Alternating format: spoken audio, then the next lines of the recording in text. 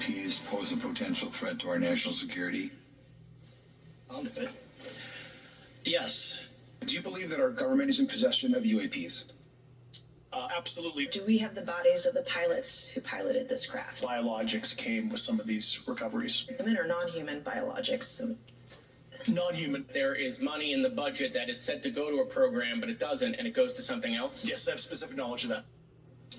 Well, we covered that hearing, and it's truly, truly amazing.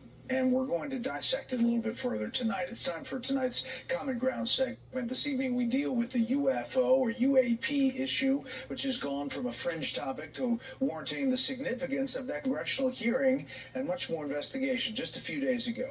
Joining us tonight, Wisconsin Republican Congressman Glenn Grothman and California Democratic Congressman Robert Garcia, the chair and ranking member of that oversight committee that the other day. Congressman Grothman, boy, it raised a lot of eyebrows.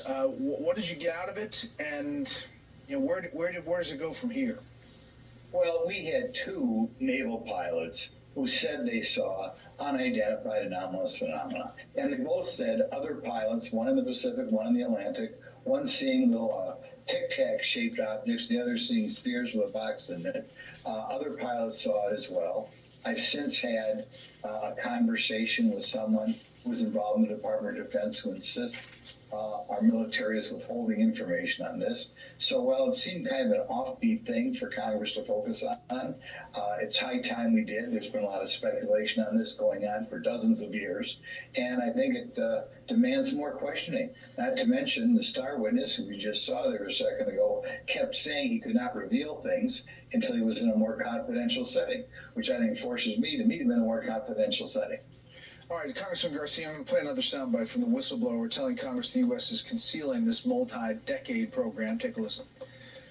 I was informed in the course of my official duties of a multi-decade UAP crash retrieval and reverse engineering program, to which I was denied access to those additional read-ons when I requested it. Are you aware of any individuals that are participating in reverse engineering programs for non-terrestrial craft? Personally, yes. Okay, the Defense Department spokesperson says to date, all Domain Anomaly Resolution Office has not discovered any verifiable information to substantiate claims that any programs regarding the possession or reverse engineering of extraterrestrial materials have existed in the past or exist currently. I guess what people want to know is this whistleblower for real? He was under oath, right, at your committee? Is this getting us to finally realize that this is all happening for real? I think that Chairman Grothman said it correct. We have a hearing that was very bipartisan.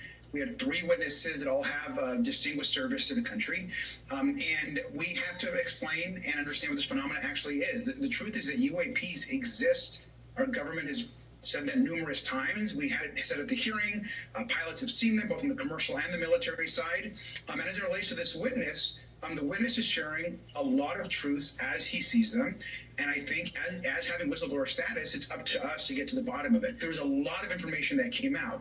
And while the government can certainly agree that there are some UAPs that we can't explain, there are many that we cannot. And I think that it's not just the UAP issue, but there's information within the Department of Defense or other whistleblowers.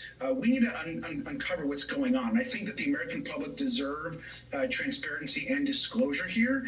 And there are unanswered questions. All right, I just want to ask you both. Do you believe what that whistleblower was saying? Congressman Grothman, first to you. Well, to be honest, he answered so many questions that I cannot respond until I'm in a more closed setting. You really don't know what to believe.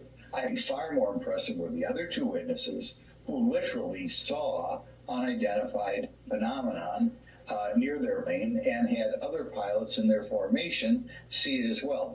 In two different locations, one in the Pacific, one in the Atlantic, seeing different sorts of aircraft. Yeah. So I think those were really the two key witnesses. And I do believe that what they saw demands further explanation. And Congressman Garcia, I mean, just at the White House, National Security Council spokesman John Kirby said that the UAPs are having an impact on U.S. military training and that they are seeing these phenomena more and more.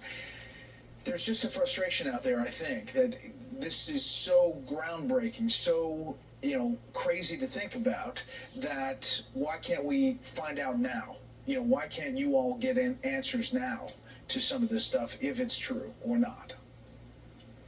Well, I think first it's important to remember that the hearing we just had was quite historic, actually. So one of the real first times where we've had this open conversation about UAPs and put a lot of folks on the record. So we had two very credible witnesses that obviously saw these UAPs with their own eyes. The descriptions obviously were quite disturbing of the formation that these UAPs took.